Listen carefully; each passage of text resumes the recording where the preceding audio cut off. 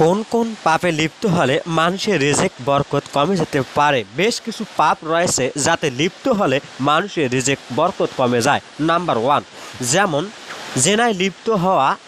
2 number হচ্ছে মাপে বা ওজনে কম দেওয়া, আল্লাহর বিধান অনুযায়ী বিচার না করা, জাকাত না দেওয়া, সুদ খাওয়া, মিথ্যা কসম করা, মিথ্যা কথা বলা, আত্মীয়তার সম্পর্ক ছিন্ন করা, হজ ও উমরা না করা, হারাম ও অবৈধতায় লিপ্ত হওয়া। এগুলো ছাড়া আরও কিছু অপকর্ম রয়েছে যার কারণে সম্পদ কমে যেতে পারে। আইস আমাদের বুকে রক্ত চষে কারা, দুনিয়ার কোনায় কোনায় মুসলিম যায় মারা। আইস আমাদের বুকে রক্ত চষে কারা, দুনিয়ার কোনায় কোনায় মুসলিম যায় মারা।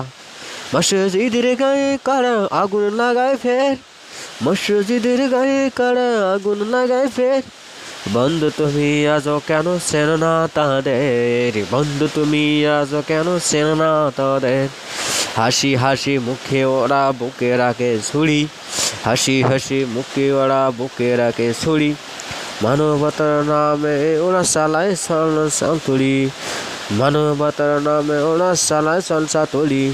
কাফেরের যখন বন্ধু রূপে বাড়িয়ে দিতে হাত, জেনে রেখো ঘরবে তখন মোদের কত পাত। আইস আমাদের বুকে রক্ত চষে কারা, দুনিয়ার কোনায় কোনায় মুসলিম যায় যে মারা।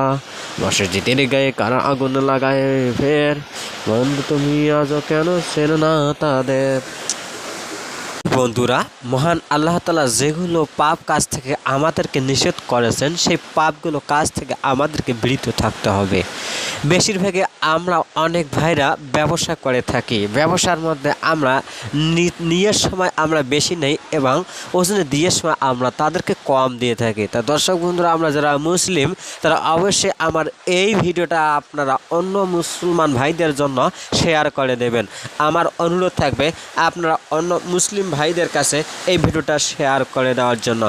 এবং আপনারা আমার ইউটিউব চ্যানেলটা যারা এখনও সাবস্ক্রাইব করেন নাই অবশ্যই আমার ইউটিউব চ্যানেলটা সাবস্ক্রাইব করে পাশে থাকবেন এবং ভিডিওটা অন্য বন্ধুদের মাঝে শেয়ার করার অনুরোধ জানাচ্ছি।